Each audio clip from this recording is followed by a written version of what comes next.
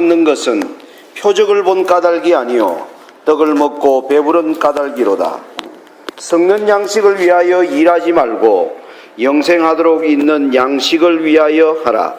이 양식은 인자가 너희에게 주리니 인자는 아버지 하나님의 인치신 자니라. 저희가 묻되 우리가 어떻게 하여야 하나님의 일을 하오리이까? 예수께서 대답하여 가라사대 하나님의 보내신 자를 믿는 것이 하나님의 일이니라 하시니. 여러분 안녕하십니까? 안녕하세요. 우리 본향교회에 출석하시는 여러 성도님들과 함께 귀한 이 안식의 축복을 누릴 수 있게 해주신 하나님께 감사를 드립니다. 이 1798년의 시간에 관하여 명확한 시간적 선악의 대쟁투의 6천년 가운데서 마지막 때를 가르치는 이 시간표에 관하여 명확한 지식과 또 성경적 이해를 가지고 있는 한 백성이 이 지구상의 단 하나의 교회에만 이러한 진리가 주어졌습니다. 그것이 뭐냐면은 저와 여러분이 속한 제7일 안식일 예수 재림 교인들입니다. 제7일 안식일 예수 재림 교회는 1798년 이후가 세상의 마지막 때이며 이 마지막 때에 하나님께서 어느 때인가 이 세상을 심판하시는 그 때를 정하시고 그리고 예수님이 재림하시기 전에 한 백성을 위하여 영원한 나라를 받으시는 것을 이 재림교회에 보여주셨습니다. 그 말은 무슨 뜻이냐면은 저와 여러분이 속한 예수 재림교회는 하나님이 이 시대의 마지막 때에 무슨 일을 하시는가를 특별히 하나님께서 보여주신 교회라는 사실입니다. 방금 저희들이 요한복음 6장 26절로 29절의 말씀을 읽었습니다. 여러분 이 말씀에 예수님께서 하시는 말씀의 이 배경에는 요한복음 6장 전반에는 5,000명의 사람들이 물고기 2마리와 보리떡 5개로 수많은 사람들이 그 하나님의 이적에 참여하는 놀라운 축복의 경험을 합니다. 그 사람들이 그 경험이 너무나 기이해서 그 다음날 수많은 사람들이 다시 예수님을 찾으러 오셨는데 예수님이 그들을 향하여 어제도 왔는데 오늘도 또 왔느냐, 정말 잘 왔다, 이렇게 말하시는 것이 아니에요. 그 수많이 찾아오는 무리들에게 하시는 예수님의 말씀이 이랬습니다. 그래, 어제 떡 먹더니 오늘도 그래 또 떡 얻어먹으려고 왔냐? 예수님이 정말 굉장히 충격적인 말씀을 하는 이야기입니다. 그러면서 예수님이 너희들이 하는 모든 일들은 썩는 양식을 위하여 일하고 있는데 그런 일이 아니라 영원히 생명을 주는 그러한 일들을 위하여 너희들이 일해야 된다라고 예수님이 말하자 그들의 마음이 굉장히 자존심이 상했습니다. 우리가 하나님 찾아온 게 어디 떡이나 얻어먹으려고 우리가 온 줄 아십니까? 우리도 하나님 일하려고, 당신도 하나님 일한다고 이 세상에 지금 하나님의 아들로 일하시고 계시는데 우리도 그 일을 하기 위해서 당신께 온 거라고 예수님께 그렇게 대답을 합니다. 여러분 우리가 지금 안식일에 수많은 성도들이 교회를 나오고 있습니다. 교회를 나올 때 여러분 오늘 교회를 찾아온 우리에게 예수님이 이런 말씀을 하신다면 어떨까요? 너희들이 오늘 교회에 나온 것은 떡을 먹고 배부른 까닭에 그래서 교회에 나왔다라고 제가 여러분들에게 그렇게 한다면 여러분 아마 이 자리에 앉아 계실 분이 몇 분이나 계실는지 모르겠으나 별소리 다 됐겠네 하면서 아마 다 떠나가 버릴 것입니다. 여러분 이 요한계시록 6장의 결론이 그렇습니다. 수많은 사람들이요 다 떠나버립니다. 마지막에 보면 12제자들도 떠나려고 베드로도 아이고 예수님 따라다녔더니 이건 도저히 우리가 감당할 수 없는 소리를 예수님이 하고 계시네. 제자들이 다 가방을 들고 제자들도 다 떠나려고 했습니다. 한번 볼까요? 정말 그런지. 요한복음 6장 67절에 이렇게 얘기합니다. 예수께서 12제자에게 이르시되 너희도 가려느냐? 예. 그들도 다 가려고 했습니다. 예수님의 이 말씀이 떨어지자 베드로가 이 12제자를 언제나 대표하는 모습입니다. 주여 영생의 말씀이 계심에 우리가 네게로 가오리까. 제가 오늘 이 안식일에 이 요한복음 6장 26절로 29절의 이 내용을 주제절로 한 것은요, 최근에 제가 주말 부흥회로 부름을 받을 때마다 제가 안식일에 택하는 주제절로 제가 이 성경절을 택하고 있습니다. 이 성경절이 주는 의미가 너무나 크기 때문입니다. 여러분, 우리는 유대인들이 왜 실패했는지, 그들이 모세 이래로 1500년 동안을 기다리며 야곱의 후손으로서 이스라엘이라는 나라가 만들어지고 1000년 이상을 기다리면서 살아온 그들이 막상 예수님이 오시자 다 예수님을 영접하지 못했습니다. 비참한 예루살렘의 운명을 우리는 알고 있습니다. 여러분, 이러한 일들이 마지막 남은 교회인 재림교회에 지금 이 현상이 나타나고 있을까요? 심각하게 나타나고 있습니다. 그때 유대인들의 실패가 재림교인들의 오늘날 실패와 너무나 맞닿아 있습니다. 여기 오늘 예수님이 이 유대인들에게, 예수님을 찾아온 사람들에게 하시는 말씀은 오늘 우리가 잘 생각해 봐야 될 말씀입니다. 오늘 우리가 교회에 나오는 이유가, 교회 나오니 복 받더라, 교회 나오니 자식들도 잘 되고 남편 사업도 되고 집값도 오르고 부동산 투자했더니 돈도 벌고 목사님이 오셔서 하나님께서 이 가정에 축복하셨습니다, 그 소리 들으려고 오늘날 수많은 사람들이 교회 나오는 게 사실입니다. 많은 분들과 오늘날 교회를 왜 나오는지 지도자들과 대화를 해보면 정말 그렇다는 것입니다. 어제 제가 안식일 오후에 점심시간에 우리 교회 여러분들이 이름을 대면 아실만한 분을 제가 어제 식사를 하면서 2시간 동안 이야기를 했습니다. 그럼 이 교회 지도자입니다. 교회 오늘날 모든 예배와 우리의 예수님께 나오는 목적이 너무나 변질되었고 자본주의가 주는 돈과 그리고 하나님 나라를 얻고자 하는 이 두 가지를 다 가지려고 하는 사람들로 오늘날 교회에 가득 차 있다는 것입니다. 여러분, 산상보훈에 예수님의 산상보훈이 기록된 마태복음 5장부터 7장을 보시면 그 6장 가장 중심에 하나님이 무슨 말씀을 하시는지 아십니까? 하나님과 재물을 겸하여 섬길 수 없느니라. 그런데 오늘날 이 재림 21세기 2017년 하나님을 믿는 사람들은요, 하나님도 섬기고 재물도 얻고자 하는 사람들로 교회가 가득 차 있다는 현실입니다. 그런 면에서 요한복음 6장의 이 모습은 똑같습니다. 예수님을 믿는 것은 뭐냐?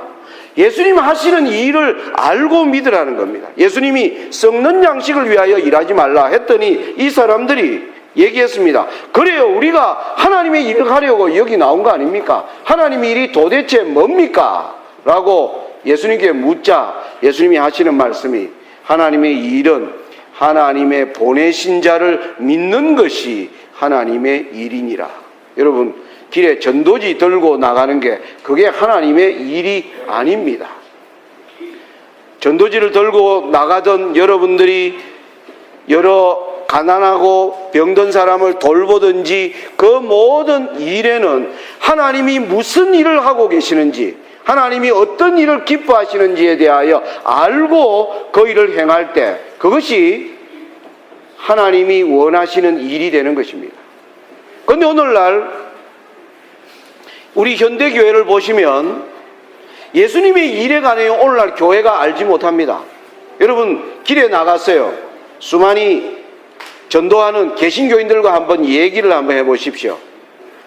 예수님이 십자가에서 죽으시고 난 이후에 예수님이 지금 도대체 하늘에서 무슨 일을 하고 계시는지 한번 그들과 대화해 보시기 바랍니다.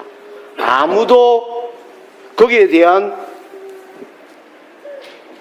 성경적으로 대답할 수 있는 사람을 여러분들이 아마 찾을 수가 없을 것입니다.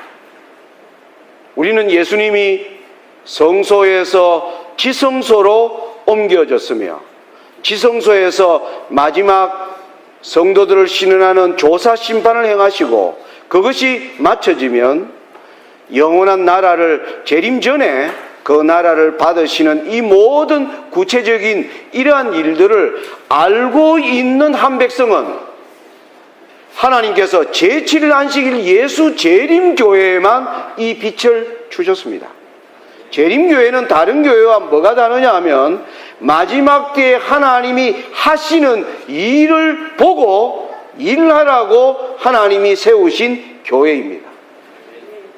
그런데 이 교회가요, 일반 개신교회와 지금 똑같아져 버렸습니다. 여기 계신 여러분들께 제가 질문을 좀 던지겠습니다. 여러분들에게 대답을 하라는, 아마 대답하라면 여러분들이 부담스러워 하실 테니까요. 여러분이 제 질문을 들으시고 여러분이 양심적으로 대답하십시오. 자, 여러분들 가운데 1844년에 조사심판이 시작되었다는 것을 여러분 나는 성경적으로 설명할 수 있다. 한번 본인이 양심적으로 대답해 보시기 바랍니다. 나는 어떤 사람이 내게 당신들은 예수님이 1844년에 조사심판이 시작됐는데 성경 어디에 그런 게 있어? 화이트보이에 글 가지고 와서 보여주는 게 아니고요. 성경을 가지고 그걸 내가 설명해 줄 수 있는가?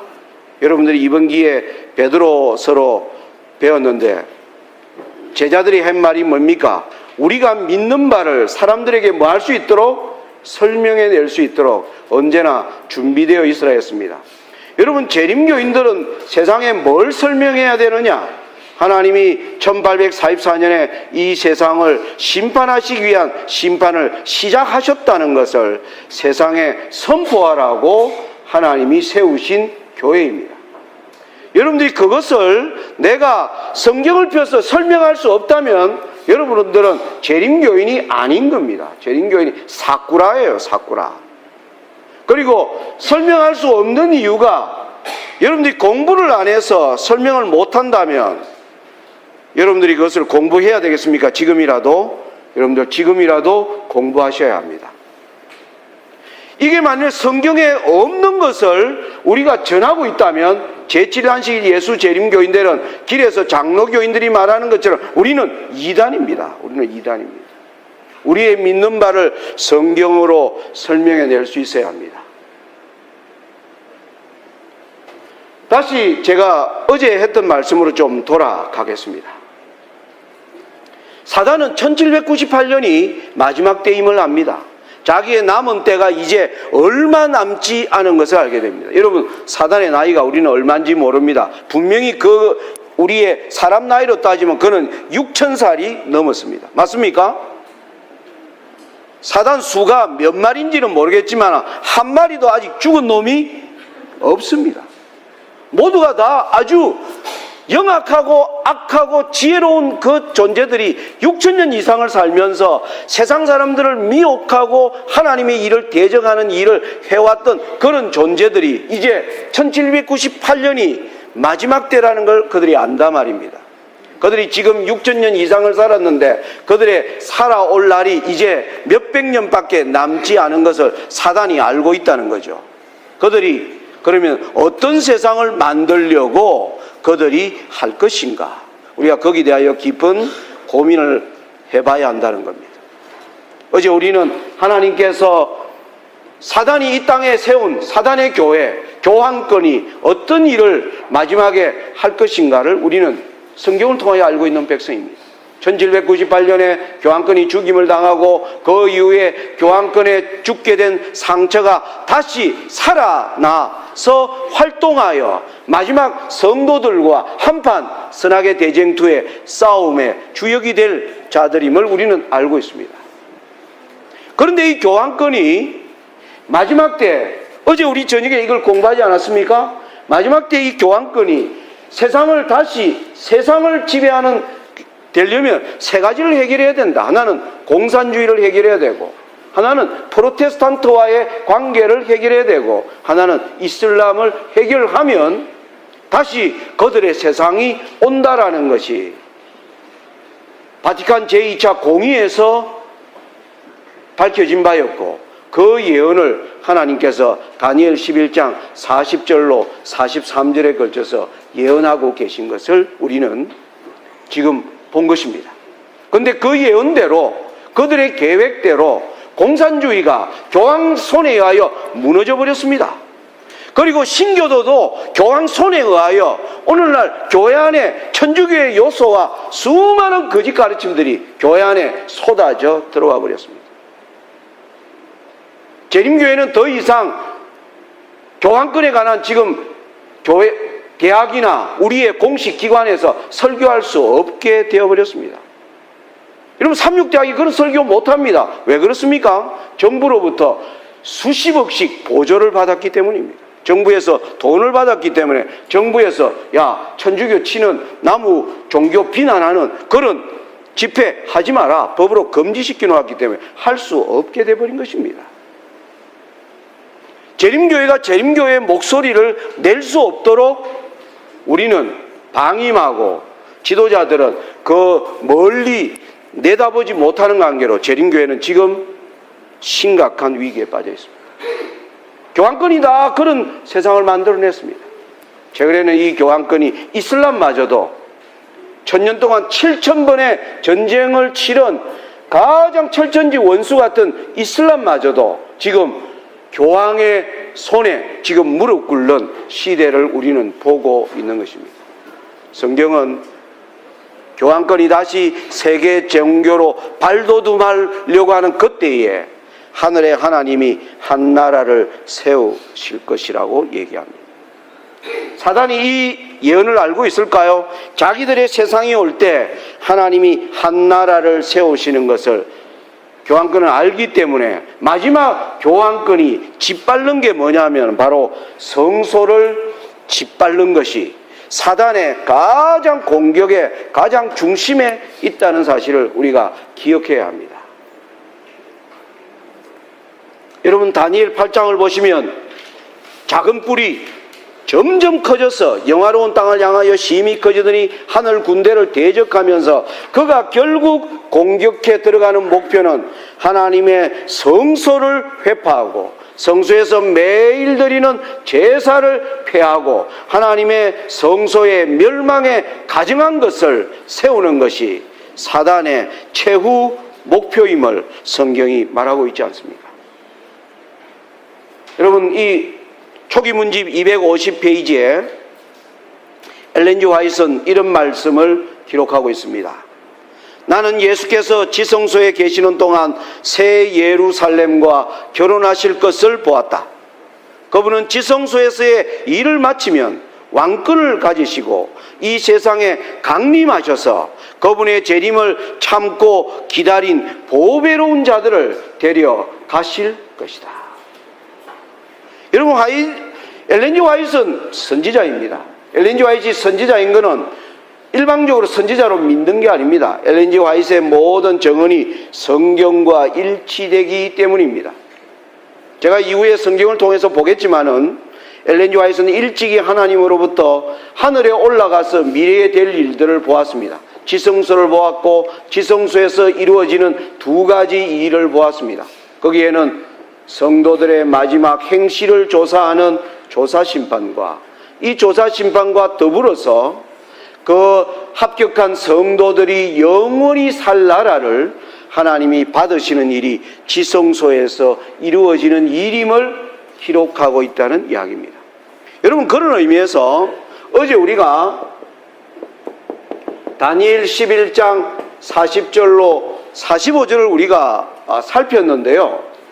11장 40절부터 43절은 교황권이 다시 세계를 정복하기 위해서 어떤 일을 할 것인가가 기록이 되어 있었습니다.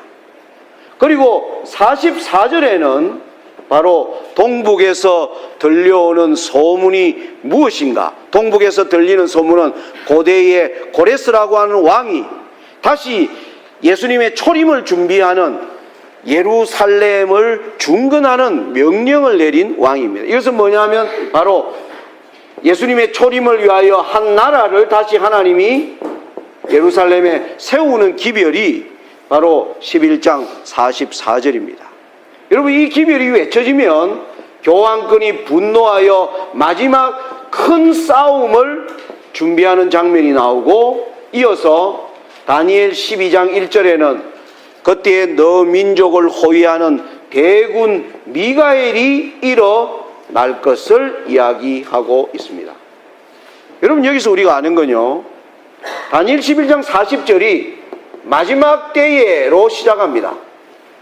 마지막 때는 1798년 이후입니다. 1798년 이후에 교황권이 이 일을 하고 있을 때 예수님은 지성소에서 조사 심판의 기간과 맞닿아 있습니다. 그런데 예수님이 조사 심판이 거의 끝날 때가 되면 그 심판에 통과한 하나님의 백성들을 위하여 영원히 한 나라를 받으시는 그 일이 11장 44절에 동북에서 오는 소문이 들리는 것입니다. 그러면 교황이 화가 나서 일어난다는, 왜? 교황이 이 세계를 자기가 지금 다스린다고 생각하고 있는데, 모든 세상이 지금 자기 앞에 무릎 꿇고 있는데, 예수님이 다스리는 세상이 시작된다는 것은 사단과 함께한 모든 열방들에게는 엄청나게 분노하는 일이 되는 것입니다. 그래서 열방들이 분노하여 일어나는 것입니다. 여러분, 요즘 세상에 다시 뭐합니까? 전쟁의 분위기가 곳곳에서 일어나는 이유가 이 예수님이 나라를 받으시는 일과 맞닿아 있기 때문입니다. 여러분, 지금으로부터 100년 전에요, 1차 세계대전이 일어났어요. 그리고 또 20년 이후에 2차 세계대전이 일어났습니다.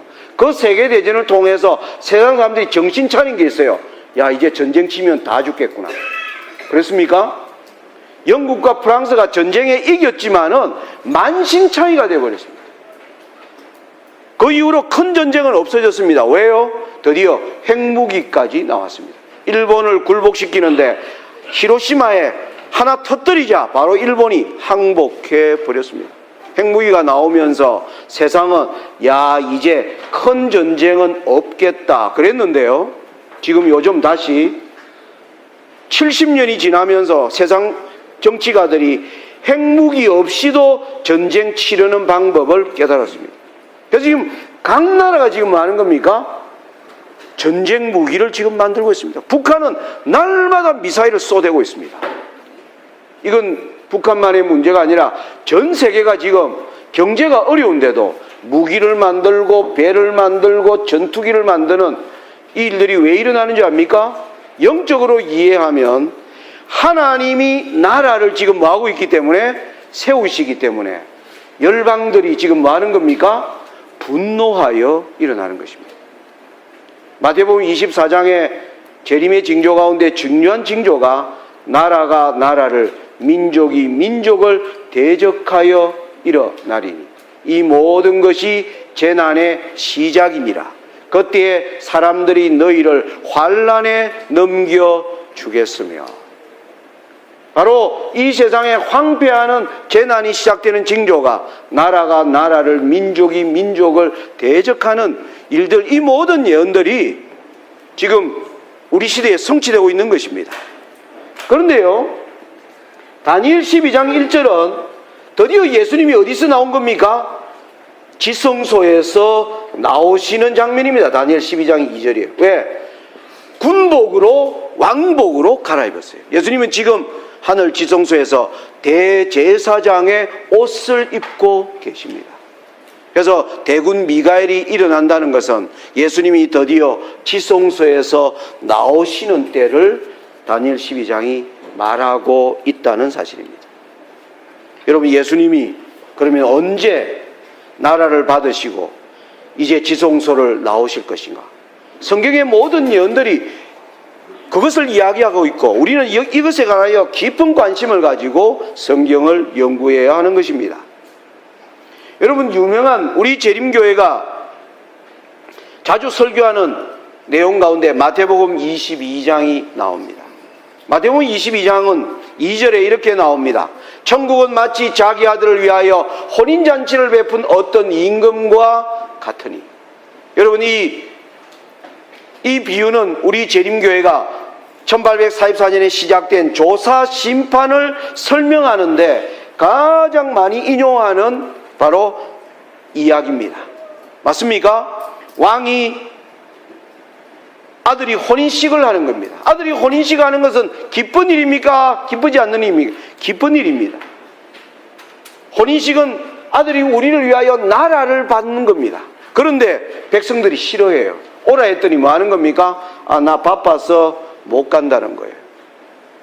나는 지금 밭을 사서 못 가겠고, 우리 아들 장가 가서 못 하겠고, 나는 지금 소를 팔아야 되는데 소값을 계산해야 되니 못 간다라고 얘기하는 거예요. 그래서 왕이 다시 사람들을 보냈습니다. 그랬더니 반응이 어떻습니까? 종들을요 잡아서 죽여버립니다. 여러분, 이게 뭘 나타내느냐 하면은 하나님의 백성들이 하나님 나라 받는 걸 좋아한다, 싫어한다? 싫어한다는 거예요. 여러분, 이건 굉장한 아이러니입니다. 여러분, 하나님 나라 받으시는 날을 여러분 소망하며 있지 않습니까? 여러분의 이 교회 이름이 본향교회입니다. 우리에게는 이 세상이 우리가 살 곳이 아니고 우리에게는 갈 곳이 있다는 겁니다. 말은 본향교회인데요. 그런데 속을 들여다보면 정말 그런지, 제가 여러분이 안 그렇다는 건 아닙니다. 하나님은 아세요. 하나님은 아세요. 이 하나님의 백성들이 정말 내가 하나님 한 나라를 받는데 백성들이 성경은 싫어한다는 겁니다. 안 온다는 겁니다. 돌아보지도 않고요. 나 지금 바쁜데 왜 부르냐? 안 갈란다. 그랬더니 또 불렀더니 뭐 하는 겁니까? 내 안 간다고 그랬잖아 이놈아 하면서 그 종을 뭐 해버렸어요? 죽여버렸어요. 여러분, 이게 우리 모습입니다. 이게. 여러분, 저는 옛날에 얼마 전에 이걸 읽으면서 하나님이 좀 심하게 말씀하신다 이런 생각이 들었습니다. 그런데 가만히요 새벽에 말씀을 펴서 살펴보니까 우리가 그런 상태에 있고 우리가 그런 사람이라는 사실이 깜짝 놀랐습니다. 왜요? 하나님 오시기 전에 제가 즐기는 게 많이 있거든요. 거기 가려면 그거 뭐하고 가야 됩니까? 포기하고 가야 됩니다. 그거 버리고. 그래서 이 혼인잔치에는요 가면요 왕이 주시는 옷을 입었는가를 뭐 하는 겁니까? 조사한다는 사실입니다. 그 조사를 통과해야 혼인식에 참석할 수. 이 사람들이 그 예식을 알아요. 그러니까 아예 뭐 하는 겁니까? 안 가는 겁니다. 안 가는 겁니다. 왕이 입어야 하는, 왕이 주는 옷을 입어야 들어가는 것입니다.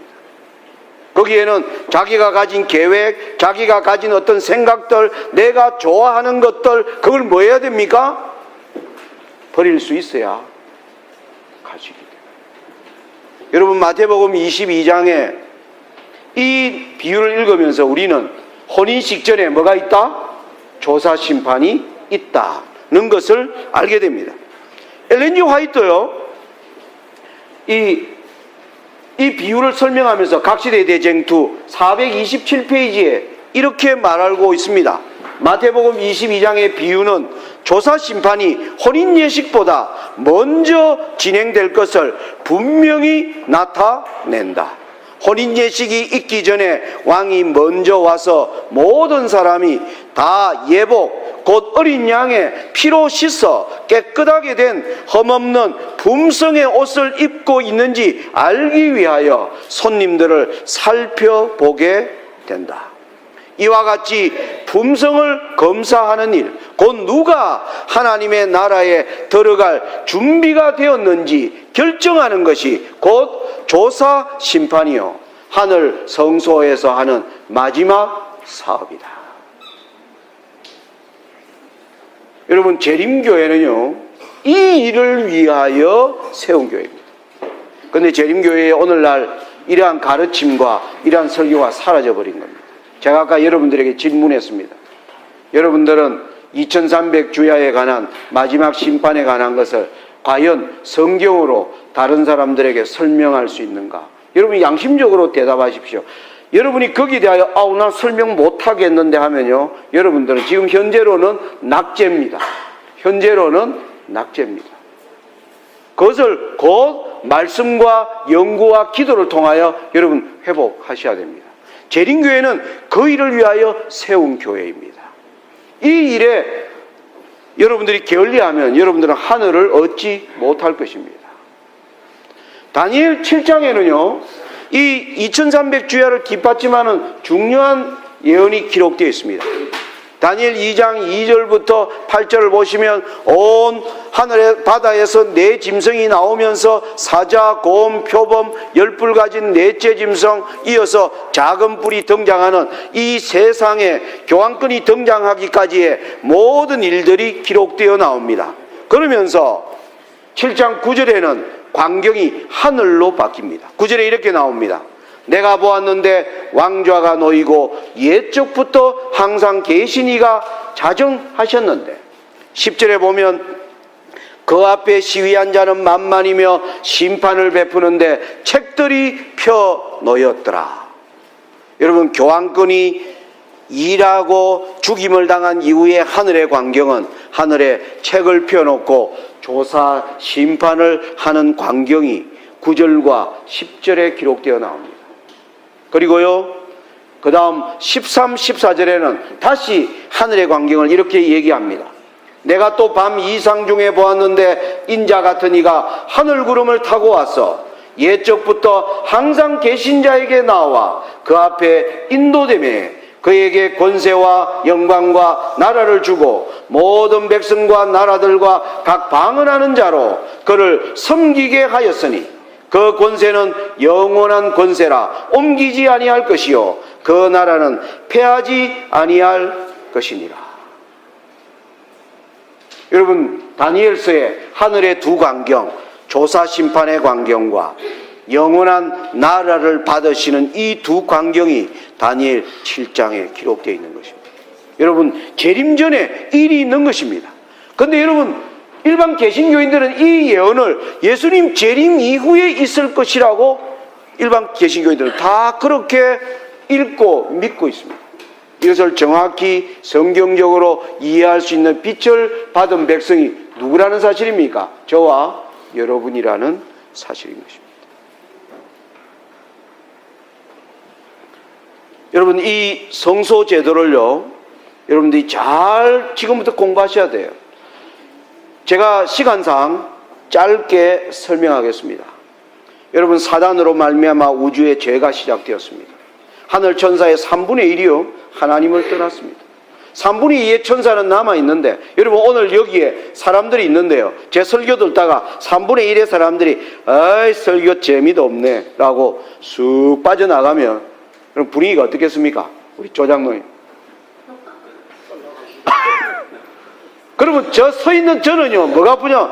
3분의 2의 사람은 의리상 앉아 있는 건지, 좋아서 앉아 있는 건지, 제가 의심스러울까요? 안 의심스러울까요? 의심스럽습니다. 예. 남아있는 3분의 2의 표정이 저는 더 두려운 겁니다. 저 사람들이 안 나가는 거는 더 들어보고 판단하려고 남아있는 건지, 좋아서 남아있는 건지, 아니면 체면상 남아있는 건지, 파악이 안 되는 거예요. 여러분, 하나님 입장이 그랬다 이 말입니다. 3분의 1의 천사가요 떠나자고 떠나버렸어요. 3분의 2의 천사가 남아있는데 딱 표정이 보니까 뭐예요? 떠날까 말까 그 표정이에요. 하나님이 그래서 이 문제를 심각하게 하나님 다루셔야 했습니다. 이걸요 사단 잡아다가 쭉 패고요 죽여버려서 해결되는 일이 아니었어요. 하나님이 그래서 깊은 고민 끝에 하나님이 고안한 것이 바로 성소입니다. 하나님의 보좌를요, 하나님이 어느 날 내가 살 곳을 내가 짓는다 하면서 그곳 이름을 성소라 하고 그 성소에 아버지께서 보좌를 만드셨습니다. 성소를 들여다보니까 이 성소는 죄를 처리하는 곳이에요. 죄를 처리. 그래서 이 성소를요, 인간들에게 보여줄 필요가 있어서 모세를 불러서 40일 동안 구름 속에서 모세에게 하늘 성소를 보여준 겁니다. 너는 이것을 본대로 모형을 지어서 이대로 시행하고 내가 너에게 명하는 율례를 따라 백성들을 가르치고 이 모형의 원형이 올 테니까 그 원형이 올 때까지 잘 이 진리를 보관하라고 모세에게 보여주신 것입니다. 여러분, 그리스도인이 알아야 할 진리는 뭐냐면 성소 진리입니다. 성소가 우리의 영원한 죄의 문제를 뭐 해주는 것입니까? 처리해 주는 것이기 때문입니다. 성소를 모르면요, 성경을 모릅니다. 그런데 재림교회에 이 빛을 줬는데 재림교인들이 성소에 대하여 너무나 무식합니다. 제가 깜짝 놀라는 거는요, 저는 1995년에 재림신자로 살다가 중국에 갔었습니다. 그때만 하더라도 우리 재림교인들 10명 중에 한 5-6명 붙잡으면요, 성소 이야기하면 할 말이 있고요, 끄떡끄떡하는 사람 많았어요. 제가 13년이 지나서 2008년에 한국을 나와가지고요, 성소를 물으니까요, 오래 신앙 다닌 사람은 그 옛날에 그거 다 배웠는데 하면서 모르겠다는 거예요. 10명 중에 9명 이상이 그랬습니다. 청년들 붙잡으면 뭐라 하는 줄 압니까? 그런 게 있어요, 이래요. 이 재림교회 안에 그런 게 있어요. 못 들어봤는데요. 그래요. 제가 놀래버렸습니다.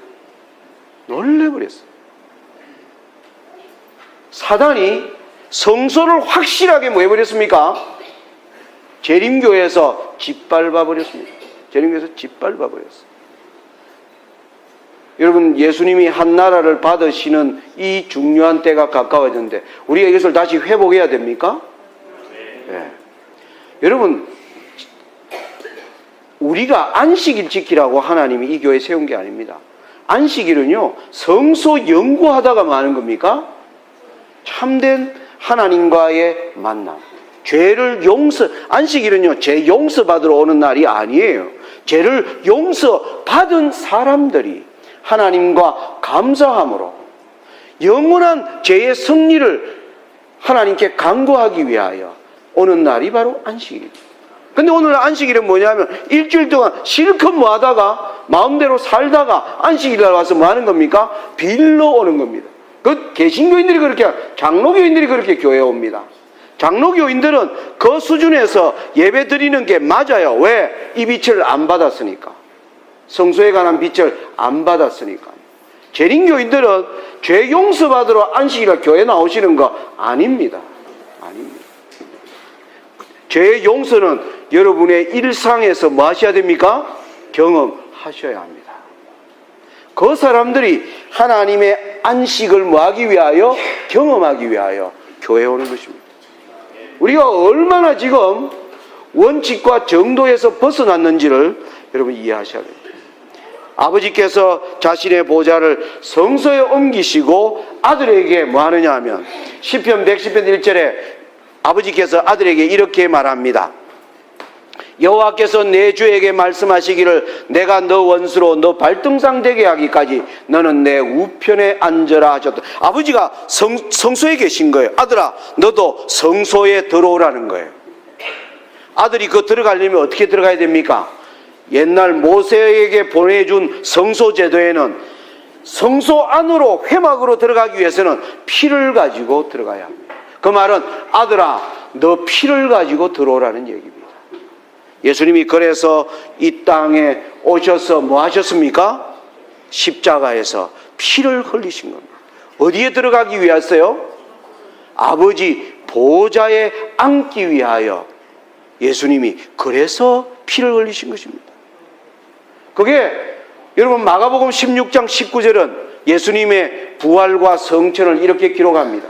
주 예수께서 말씀을 마치신 후에 하늘로 올리우사 하나님 우편에 앉으시니라. 자신의 뭘 가지고요? 피를 가지고, 보배로운 피를 가지고. 옛날에 모세에게 보여준 회막 성소는 짐승의 피를 가지고 들어갔습니다.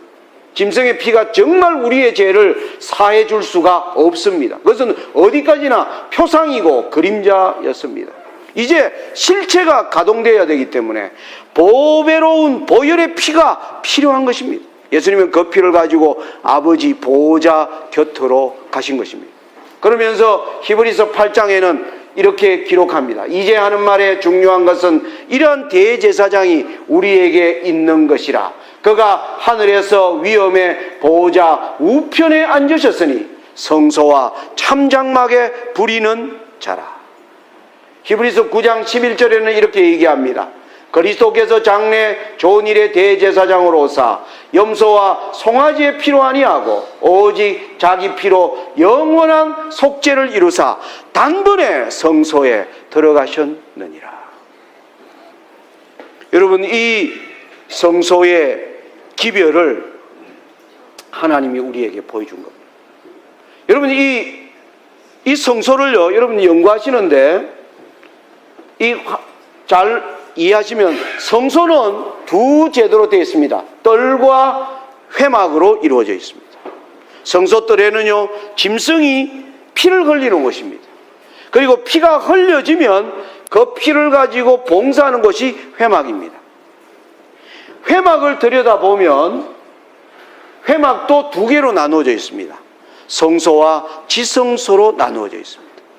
성소에서는 우리의 죄를 용서하고 우리의 죄를 덮어주는 일을 합니다. 우리가 하나님께 하나님 제가 이제 다시는 짓지 않겠습니다. 하나님 저의 죄를 용서해 주십시오. 해놓고 우리가 또 뭐 하는 겁니까? 엎어지잖아요. 그래서 예수님은 우리의 죄를 용서할 뿐만 아니라 우리의 죄를 덮어줄 필요가 있으셨습니다. 그래서 성소는 죄를 용서하고 덮어주는 일을 하는데 언제까지 덮어만 놓으면 됩니까? 죄가 우리 사이에서 거쳐지는, 죄가 도말되는 그 일이 바로 지성소에서 이루어지는 일임을 보여주셨습니다. 그래서 예수님이 들어가 계신 지성소를 들여다보니까 지성소도 두 사업이 있는 거예요. 조사심판과 혼인식으로 나누어져 있는 거예요. 여러분, 모든 게 두 국면으로 되어 있습니다. 다시 정리드리면요, 성소 제도는 뜰과 회막으로 이루어져 있습니다. 회막을 들여다보니까 회막은 성소와 지성소로 이루어져 있습니다. 지성소를 들여다보니까 지성소는 조사심판과 혼인식으로 이루어져 있는 것입니다. 이것이 다 끝나면 이 세상은 뭐 하는 겁니까? 바로 환란으로. 그때 참 하나님과의 교제를 통하여 하늘에 살 자격을 가진 사람들이 이 환란 때에 그리스도의 성품이 뭔지를 뭐 하는 겁니까? 세상에 드러내는 정인의 삶을 살게 해주십니다. 여러분, 우리는 지금 역사의 마지막에 와 있습니다. 어제 제가 예언을 연구하면서 예수님이 이제 지성소에서 조사 심판을 이제는 끝내시고 혼인식으로 들어가는 때에 예언의 모든 것들이 말하고 있는 그때에 우리가 지금 와 있다라고 말씀드렸습니다. 여러분, 이런 때 우리는 여러분 베드로서에 우리가 어떠한 사람이 되어야 마땅하뇨? 그 문제 앞에 우리가 서는 것입니다. 제가 한 가지만 얘기 드리고 말씀을 마치겠습니다. 마태복음 24장에 재림이 나오고요, 마태복음 25장에 재림의 때에 대한 비유가 나오는데 유명한 열처녀의 비유가 나옵니다. 여러분, 열처녀의 비유가 뭡니까? 신랑이 신부집에 가는 장면입니다. 뭐냐면 예수님이 나라를 받으시는 광경입니다. 예수님이 신부집으로 갈 때 교회의 두 모습이 나왔습니다. 말씀은 가지고 있다고 하는데 기름이 없는 교회, 말씀과 기름이 있는 교회, 바로 슬기로운 교회와 미련한 교회입니다. 본한 교회가 이 마지막 때에 하나님 눈앞에 슬기로운 교회가 될지 미련한 교회가 될지는 여러분들이 결정하는 것입니다. 여러분, 우리는 지금 제가 여러분들에게 말씀드리고 싶은 것은 지금은 말씀을 깊이 연구해야 합니다. 우리 재림교회에 주신 이 놀라운 빛들을요, 전부 사람들에게 설명해낼 수 있을 정도로 우리가 다시 성경의 박사시대로 돌아가야 됩니다. 제가 1981년에 침례를 받을 때, 영어학원에서 침례를 받을 때 받은 재림교회는 교인들이 성경 박사들이었어요. 목사님 안 찾아가도 집사님 찾아가면 집사님이 성경 찾아서 제게 설명해 주는 교회였습니다. 지금은요, 목사님 찾아가도 잘 설명이 안 되는 상황이 와버렸습니다. 놀라운 일이 벌어지고 있는 것입니다. 여러분, 하나님 나라가 가까웠는데 우리가 말씀으로, 말씀이 주는 성령의 그 기름으로 지금 우리는 무장되어야 합니다. 바라옵기는 이제 다시 여러분들이 예언의 말씀과 선지자를 통해 주신 정언의 말씀을 귀중하게 받으시면서 이 모든 교회가 하나님의 말씀으로, 그래서 신랑을 영접하는, 보라 신랑이로다 할 때 그 등불과 채워진 기름을 가지고 예수님과 함께 그 혼인식에 들어가는 저와 여러분들이 되시기를 바라면서 말씀을 마치겠습니다.